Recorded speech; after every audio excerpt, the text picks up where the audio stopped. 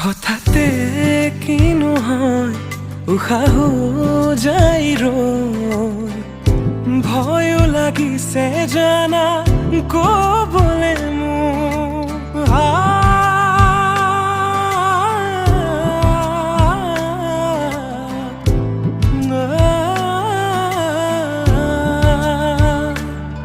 হঠাতে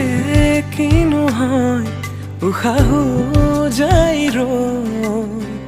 নোৱাৰিম নহলে তুমি সঁচাকে মই চিৰি চিৰিকৈ